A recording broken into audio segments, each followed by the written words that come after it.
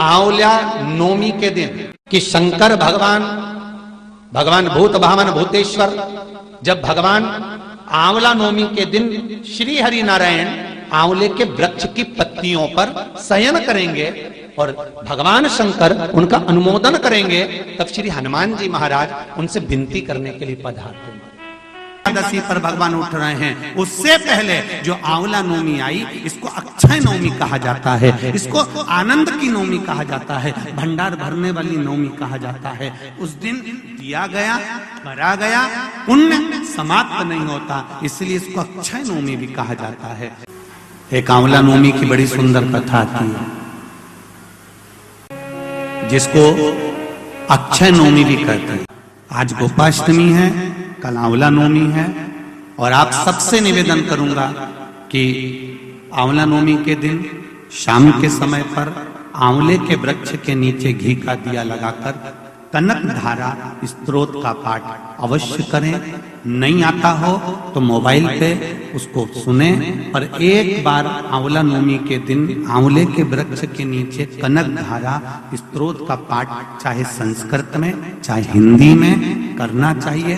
उससे साल भर लक्ष्मी की कमी नहीं आती और आनंद का अनुभव करो। आंवला नवमी के दिन आंवले के पेड़ के नीचे घी का दिया लगाकर मध्याह्न से पहले, दोपहर के 12 बजे से पहले आंवले के पेड़ के नीचे आंवला नवमी के दिन कार्तिक के महीने में स्कंद पुराण कहती है, जो घी का दिया लगाकर पूजन कर अपना पल्लू पसार कर आंवले के वृक्ष की डाली में से उस पे लगी हुई थोड़ी सी छाल को अपनी अंगूठे और चीटी उंगली से अपने पल्लू में गिराकर ले जाकर लाल कपड़े में हल्दी के साथ अपनी तिजोरी में, अलमारी में रख लेता है। उसके घर में कभी बरकत की कमी नहीं होती, उसके घर में कभी संपदा की कमी नहीं होती, उसके घर में धन, वैभव, सत्ता बढ़ती है। आंवला नवमी के दिन नाड़ा बांधते हैं, लच्छा, मौली, लच्छा, नाड़ा, हाथ में बांधने वाला, पूजन वाला धागा लाल,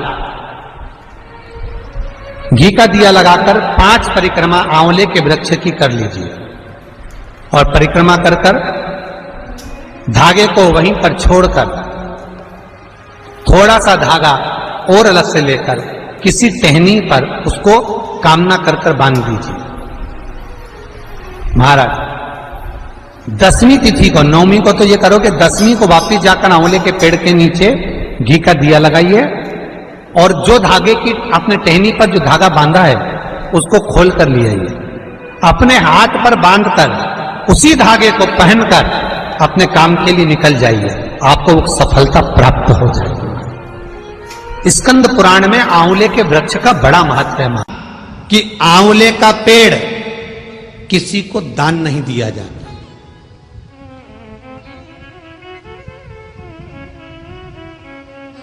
आंवले का वृक्ष किसी को देना नहीं चाहिए। हां, कहीं जाकर लगाना हो तो आप खुद जाकर लगा दो। आपको स्वयं जाकर लगाना है, लगाओ। किसी बगीचे में लगाना है, किसी गार्डन में लगाना है, कहीं जाकर आपको रोपित करना है तो करो, पर आंवले का वृक्ष उठाकर किसी को दान नहीं दिया जाता।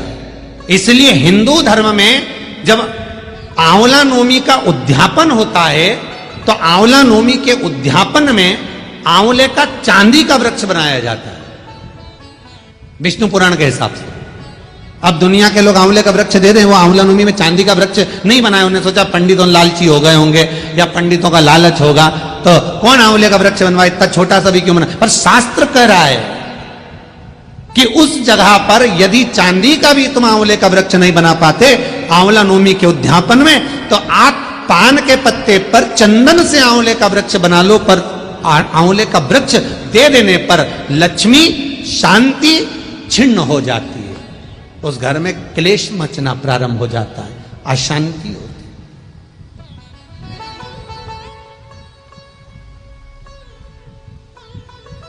जैसे सीताफल का वृक्ष,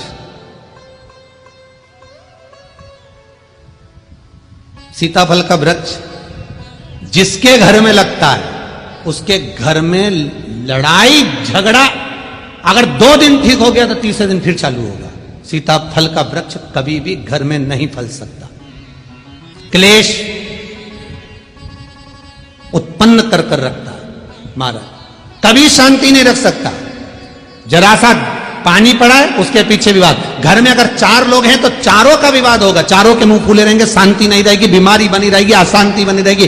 इसलिए सीताफल या तो जंगल में लगे, गार्डन में लगे, बगीचे में लगे, पर घर के अंदर सीताफल का वृक्ष घर के गार्डन में, घर के बगीचे में नहीं होता महाराज। वो अशांति देगा, क्रोध देगा, चिड़चिड़ प्रवृत्ति देगा महाराज, घर में बीमारी देगा, रोग देगा, पर सुख नहीं दे सकता। आंवला नवमी का दिन था, भगवान पूर्ण तरह से सृष्टि का संचालन कर रहे थे और लक्ष्मी जी ने आज भगवान भोलेनाथ को निमंत्रण देकर अपने वैकुंठ का भाव आनंदित करने के लिए बुलाया गया। बहुत ध्यान से सुनना, यह एक कितना सुंदर संवाद यहां पर लिखा हुआ है। देव उठनी एकादशी के दिन भगवान उठेंगे और देव उठनी एकादशी के दिन भगवान उठकर अपना कार्यभार भगवान शंकर जी से लेंगे। उससे पहले ऐसा नहीं है कि केवल देव उठनी एकादशी पर भगवान उठेंगे।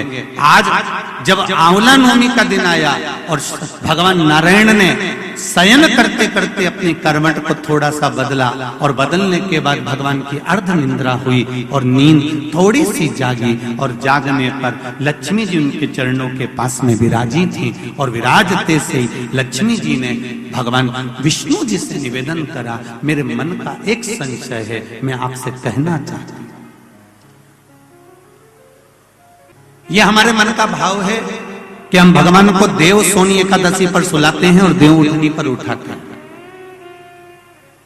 पर हमारी श्रीमद् भागवत कथा कहती है, शिव महापुराण की कथा कहती है, अग्नि पुराण, पद्म पुराण, नर्मदा पुराण हमको वर्णन करती है, एक क्षण की निंद्रा ब्रह्मा जी को आई थी और ब्रह्मा जी की झपकी एक क्षण की लगी थी और हाथ से वेद नीचे गिर गए थे। वेद नीचे गिरे, हयग्रीवा ने धारण कर लिए और चारों तरफ पानी पानी हो गया और पूरी पृथ्वी पानी में, जल में मग्न होने लगी। जरा विचार करिएगा, एक क्षण की निंद्रा ब्रह्मा जी को आई और वेद हाथ से चले गए और पानी पानी हो गया। और हम कहते हैं कि देव सोनी एकादशी पर देवता सोते हैं और देव उठनी पर उठते हैं। अगर 4-6 महीने जम के अगर वो सो गया तो एक भी नहीं दिखेगा, भीकण गाँव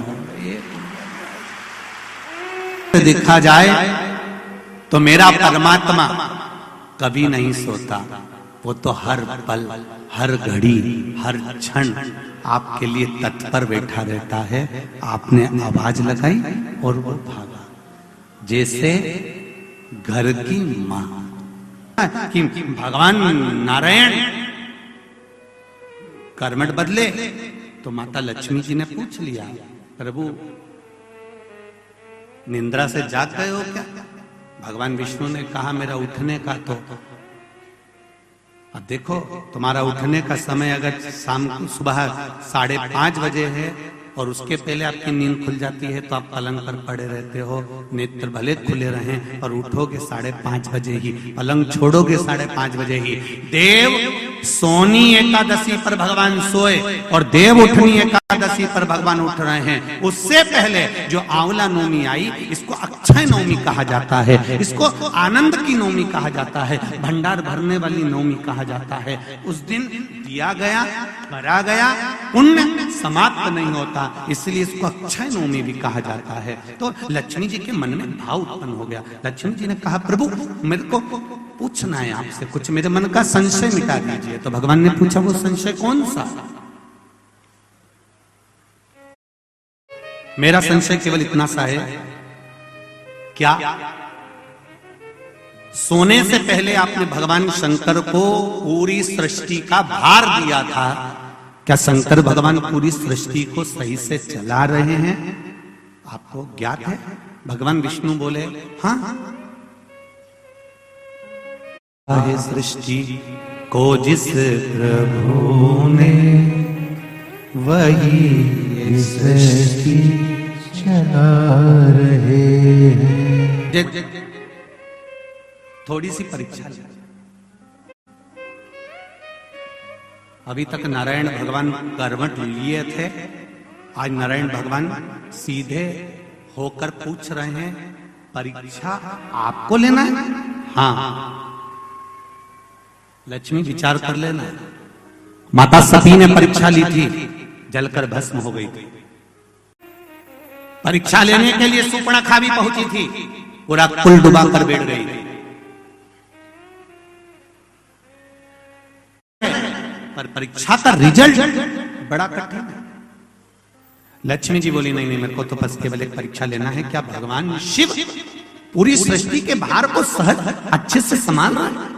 तो नारायण ने बोला, लक्ष्मी तुम्हारे मन में क्या शंकर भगवान के प्रति भेद उत्पन्न हो रहा है? शिव जी के प्रति भेद उत्पन्न हो रहा है? भगवान पर कभी भेद उत्पन्न मत करना। क्या शिव जी को जल चढ़ाने से ऐसा होता है? क्या बेलपत्री खाने से ऐसा होता है? परीक्षा लेना है तो दूसरे की लोग कहां शिव जी की परीक्षा लेने जा रही है? नहीं नहीं नहीं, मुझे समझना है क्या सृष्टि का संचालन ठीक चल रहा है? तो भगवान ने कहा कि आपको अगर महसूस हो रहा है ऐसा कुछ तो आप कर लीजिए परीक्षा। क्या परीक्षा करना? तो लक्ष्मी जी बोली, मेरे को शिव जी का निमंत्रण करना है। शंकर जी, भगवान विष्णु ने कहा, सुनो लक्ष्मी, एक बार कुबेर ने भगवान शंकर का निमंत्रण करा था तो शिव जी ने मना कर दिया था कि मैं निमंत्रण में नहीं जाता, बड़ी बड़ी पार्टियों को मैं अटेंड नहीं करता।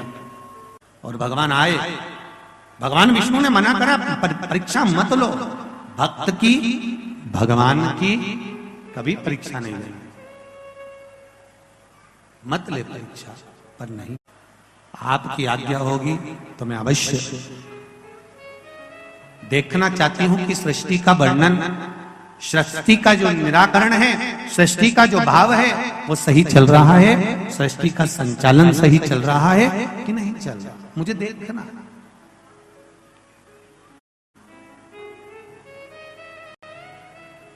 लक्ष्मी जी जानना चाहती है तो लक्ष्मी जी ने भगवान विष्णु से आज्ञा ले ली। भगवान विष्णु ने कहा, तेरी मर्जी, अब जा, मैं शंकर भगवान का निमंत्रण करना चाहती हूँ। शिव जी को निमंत्रण पर बुलाया। आंवला नवमी का दिन था, भगवान पूर्ण तरह से सृष्टि का संचालन कर रहे थे और लक्ष्मी जी ने आज भगवान भोलेनाथ को निमंत्रण देकर अपने बैकुंठ का भाव आनंदित करने के लिए बुलाया गया। बहुत ध्यान से सुनना, यह कथा आपने सुनी कि ना सुनी, पर हरिहर शिव महापुराण की कथा भिकन तो भाग्य है कि इस कथा को हम अपने जीवन में उतारें कि आंवला नवमी के दिन आंवले के वृक्ष के नीचे कुछ खाने का नियम क्यों है?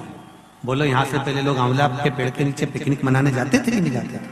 आंवले के वृक्ष के नीचे बैठते कि नहीं बैठते? क्यों? कोई तुमसे पूछे, कल के बच्चे तुमसे प्रश्न कर लेंगे, मम्मी ये आंवले के वृक्ष के नीचे क्यों पूजन करती हो? आंवले के पेड़ के नीचे क्यों जाती हो? आंवले के वृक्ष के नीचे पिकनिक मनाने क्यों जाना चाहिए? आंवले के वृक्ष के नीचे कुछ क्यों खाना चाहिए, क्यों जलाना चाहिए? आज के बच्चे, जो विज्ञान का युग है, इस विज्ञान के युग के बच्चों को विज्ञान के साथ जोड़कर बताना पड़ेगा आपको कि आंवले के वृक्ष की महत्वता क्या है। हम कई बार कथा में कहते हैं, आपको अगर शिव महापुराण पर लगता हो कि सियोर वाले महाराज जी ने ये कथा कहां से बता दी, वो कथा गीता प्रेस गोरखपुर की शिव पुराण लेकर आओ, एकांत में बैठो, एक एक दो घंटा अच्छे से पढ़ाई करो।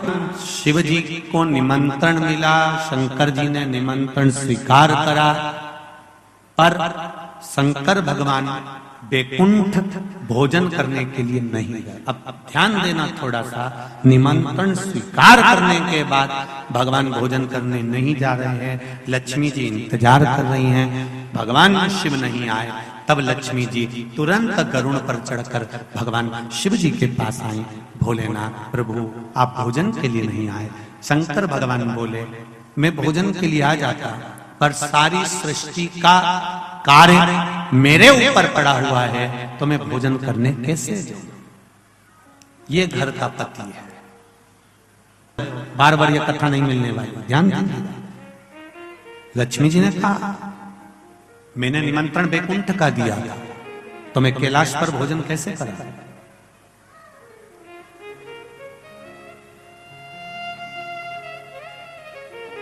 निमंत्रण बैकुंठ का है तो फिर मैं कैलाश पर भोजन कैसे कराऊं, कैलाश पर भोजन कैसे कराया जाए। शंकर भगवान ने उसी समय पर ब्रह्मदेव को बुलाया और ब्रह्मा जी को बुलाकर कहा, ब्रह्मदेव आपकी लेखनी में बताया जाए, आपकी लेखनी में, आपके पुराणों में, आपके वेदों में और आपके शास्त्रों में बताया जाए कि अगर जीव बैकुंठ तक नहीं जा सकता तो बैकुंठ पृथ्वी पर कैसे आ सकता है। ब्रह्मदेव ने कहा, जिस जगह पर आंवले का वृक्ष होता है उस आंवले के नीचे बैकुंठ का निवास होता है, इसलिए भोजन आंवले के वृक्ष के नीचे।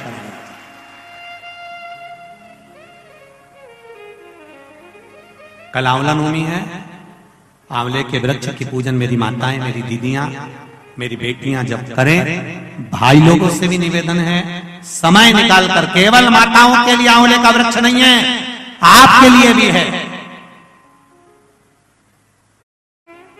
और मेरी माताओं से एक निवेदन, आंवले के वृक्ष के नीचे पूजन करने जाओ, एक पत्ती भी अगर पड़ी हुई है तो उसको भी थोड़ा सा उठा कर लिया ना। अगर घर का कोई व्यक्ति नहीं गया होगा तो उसको मस्तक पर घर में ही वो पत्ती लग जाएगी तो बैकुंठ का भाव तो उसके पास तक पहुंच जाएगा। उतना कि आंवले के वृक्ष की पूजन करते समय माताएं आंवले की छाल का भी स्मरण करती है, अपनी चीटी उंगली अंगुष्ठ से। मारवाड़ी माताएं उसको भी अपने पल्लू में लेकर आती है, दीप प्रज्वलन करती है, उसको अलमारी में लाल वस्त्र के अंतर्गत तिजोरी में रखती है। क्यों? क्योंकि वो बैकुंठ का एक हिस्सा, बैकुंठ का एक भाव। ब्रह्मदेव करें आंवले के वृक्ष के नीचे शंकर भगवान भोजन कर लें तो बैकुंठ के भोजन का फल मिलता है। बैकुंठ के भोजन का फल, हाँ। लक्ष्मी जी ने उसी समय पर आंवले के वृक्ष के नीचे भोजन की व्यवस्था करी। शंकर भगवान भोजन करने के लिए बैठे, जैसे ही माता लक्ष्मी ने भोजन लगाया है, शंकर भगवान ने एक ग्रास भोजन को लिया, पाया और उठकर शंकर भगवान चले गए। थोड़ी देर बाद वापिस लौट कर आ गए, बैठ गए। पूछा महारानी ने, माता लक्ष्मी ने, मेरे शंभु, मेरे बाबा, मेरे भोलेनाथ, मेरे प्रभु कहां चले गए थे आप भोजन की थाली को छोड़कर। तब शिव जी कहते हैं, कोई 4 संत भूखे रह गए थे, उनको भोजन कराने चला गया था। लक्ष्मी जी ने कहा, आप सृष्टि के सही संचालन कर रहे हो, मैं जान गई आपको कि आप सृष्टि के सही संचालन करता हो। एक मन की अभिलाषा है, अगर आप पूरी कर दें तो कुंठ में श्रवण भोजन ग्रहण करें। शिव जी ने कहा, शाम को तो मैं पार्वती के साथ भ्रमण पर निकलता हूं, पर दोपहर के समय पर मैं आपके यहाँ भोजन करने फिर आऊंगा। अब की बार लक्ष्मी जी ने भोजन कराने बैठने से पहले माता लक्ष्मी ने 5 चींटियों को एक डब्बी में भरकर बंद कर दिया।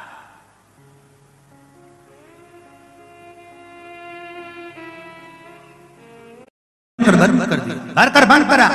शिव जी भोजन करने बैठे, बड़े प्रेम से भोजन कर रहे हैं भोलेनाथ, और आवाज लगाया भोलेनाथ जी ने, अरे लक्ष्मी, तुम्हारी माता ख्याति देवी मुझको ऐसे भोजन कराती थी।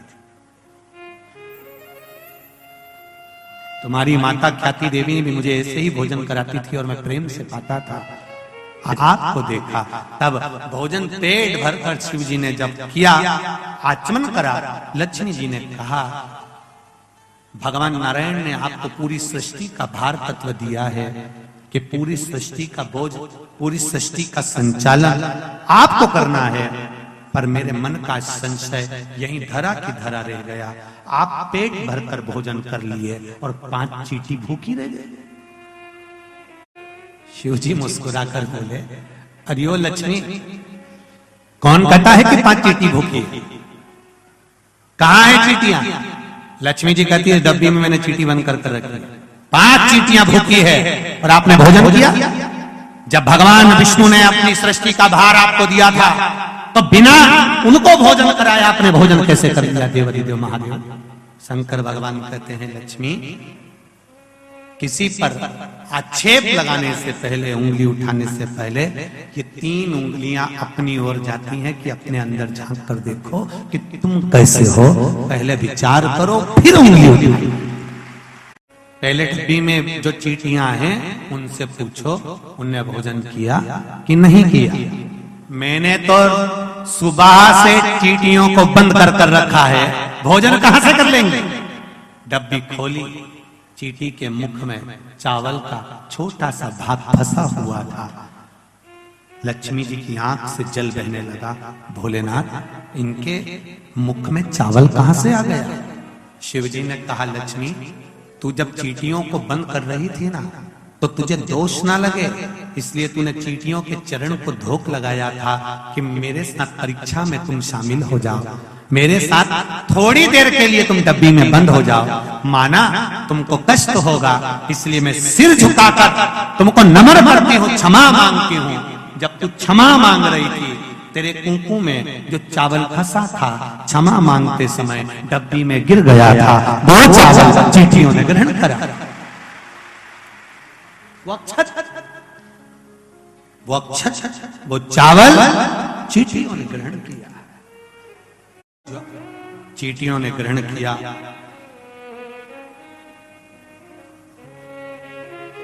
बस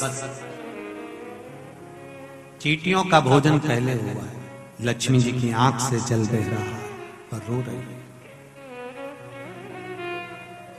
फिर निवेदन करूंगा, किसी पर उंगली उठाने से पहले, किसी को अपशब्द कहने से पहले, किसी को ताना देने से पहले, किसी को आड़ा टेढ़ा बोलने से पहले, अपने मोबाइल पर, फेसबुक पर, यूट्यूब पर किसी ने कुछ लिख दिया, किसी के लिए उस पर कमेंट्स करने से पहले 50 बार सोचो समझो। गलत है, हर एक का साथ गलत चीजों में मत दो, नहीं तो जिंदगी नरक जैसी निकल जाती है। क्षमा चाहती हूँ, मैंने थोड़ा सा गलत सोच लिया, विचार कर लिया, आप क्षमा करें मुझको।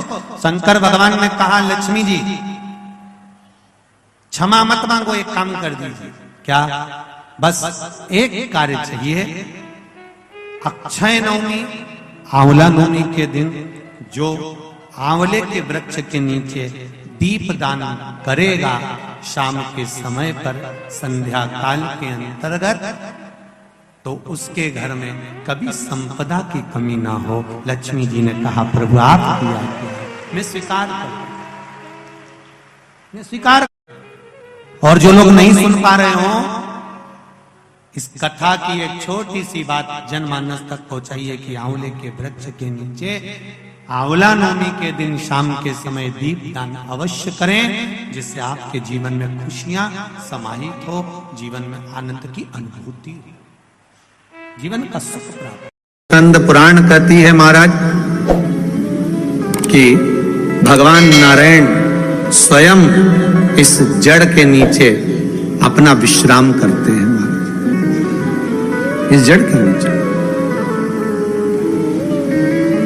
प्रयास करा करो, एक चुटकी हल्दी, कितनी?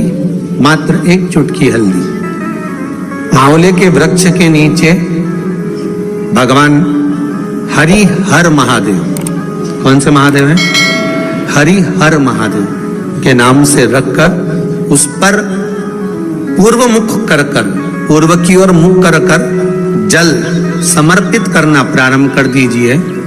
आप अगर प्रयास करेंगे, शुक्रवार की शुक्रवार करें या नवमी की नवमी करें। जैसे कार्तिक के महीने में आंवले के पेड़ के नीचे लगाया गया घी का दिया, चौमुखी 4 बत्ती का दिया, जो आंवले के पेड़ के नीचे कार्तिक के प्रथम दिन से लेकर कार्तिक पूर्णिमा तक जो आंवले के पेड़ के नीचे चौमुखी दिया 4 बत्ती का लगाता है, उसके घर में संपदा की कभी कमी नहीं होती महाराज।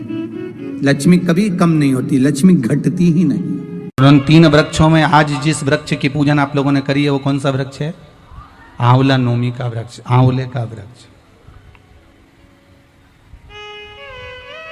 आंवले का वृक्ष। कथा सुनी होगी आप लोगों ने आज आंवले वृक्ष की। पर आंवला नवमी पर एक चीज का स्मरण जरूर रखना कि आंवले के वृक्ष के नीचे भले जाओ, आंवले के वृक्ष की पूजन भले करो, पर शिव महापुराण की कथा कहती है कि आंवला नवमी का दिन हो, चाहे कार्तिक महीने का पूरा मास हो, कार्तिक का महीना हो, पर आंवले के वृक्ष की पत्तियों को नहीं तोड़ना चाहिए। कई लोग बहुत गलती करते हैं, आंवले की पूजन करने जाते हैं ना, तो वो सोचते हैं कि अब आंवले के पेड़ के नीचे भोजन करने का बड़ा महत्व है कि आंवला नवमी के दिन भोजन करना चाहिए। तो कई माताएं इतनी चतुर होती है ना, आंवले की पत्ती तोड़ के ले आती, सिर पे रख के भोजन कर लेती। कर रहे थे क्या? बस तो फिर अब कथा मतलब धीरे धीरे समझ में आ रही हो। श्री शिवाय नमस्तुभ्यम। मतलब शास्त्र कहता है कि अगर एक पत्ती टूटना, पहले लोग बड़ी गलतियां करते थे। आंवला के पूजन करने गए, आंवले के वृक्ष की पत्ती तोड़ ली, सिर पे रख ली, भोजन कर लिया। कितना दोष है महाराज। यहां तक शिव महापुराण की कथा कहती है, विष्णु पुराण, अग्नि पुराण, पद्म पुराण कहती है, गर्ग संहिता में यहां तक वर्णन करा गया है। स्कंद पुराण में भी कहा गया है कि आंवले के वृक्ष की जिस दिन पूजन करें, आंवला अगर ऊपर से नीचे गिर जाए, आपको प्राप्त हो जाए, तो भले उसका सेवन करो, भले उसको रख लो, पर आप आंवले नवमी के दिन आंवले को भी नहीं तोड़ना चाहिए। आंवला नवमी के दिन आंवले को भी नहीं तोड़ना चाहिए। यहां तक शास्त्र वर्णन करता है कि राजा एक वैश्य बड़ा धर्मात्मा था, बड़ा धर्मात्मा। आप लोगों ने आज कथा सुनी हो कि कितना कितना वो धर्मात्मा राजा, बस उसका एक नियम था, वो प्रतिदिन एक सोने के आंवले का दान देता था।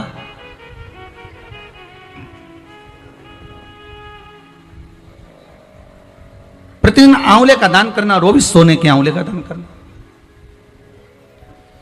उसके बहू बेटा को लगा, उसके बहू बेटा को प्राप्त हुआ कि अगर ये पिताजी इसी तरह से सवा मन सोना आंवला बनाकर लुटाते रहेंगे तो हमारे पास तो एक दिन ऐसा स्थिति आ जाएगी कि हमको भीख मांगना पड़ेगा, हमको भीख मांगना पड़ेगा। अच्छा, बहू बेटा को यह भान नहीं होता कि जिन माँ बाप ने जोड़ा है, अगर वो लुटा भी दें तो सत्ता तो उन्हीं की है ना, दौलत तो उन्हीं की है, पैसा तो उन्हीं का है। जितना जोड़ा वो माँ बाप ने जोड़ा, अगर वो लुटा भी दें तो ये उनकी मर्जी। पर बहुत कम माता पिता ऐसे होते हैं जो अपने ऊपर सही मायने में खर्च करते हो। बहुत ध्यान देना महाराज। जोड़ा जोड़ा जोड़ा जोड़ा, आखिरी में छोड़ा, इतना बड़ा फोटो टंगिया, फोटो नीचे तुम ऊपर, हो गया कल्याण। तो उससे ज्यादा और होगा क्या? क्या मतलब?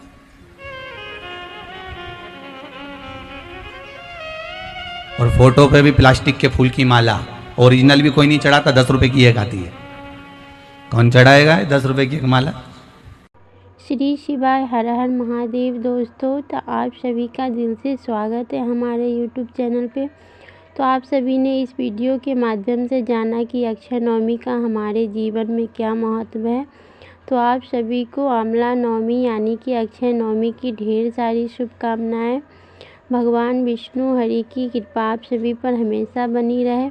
तो आप सभी भी इस व्रत को पूरे विधि विधान से करें और इस उपाय को ज़रूर करें जो गुरु जी ने आप सभी को बताई है, तो ताकि आप सभी के जीवन में भी ढेर सारी खुशियाँ और सुख समृद्धि बनी रहे। तो जितने भी दर्शक हमारे इस चैनल पे नए हैं वो चैनल को सब्सक्राइब ज़रूर कीजिएगा। वीडियो अच्छा लगे, हेल्पफुल लगे तो लाइक ज़रूर कीजिएगा और ज़्यादा से ज़्यादा शेयर कीजिएगा। धन्यवाद। Thank you. श्री शिवाय नमस्तुभ्यम।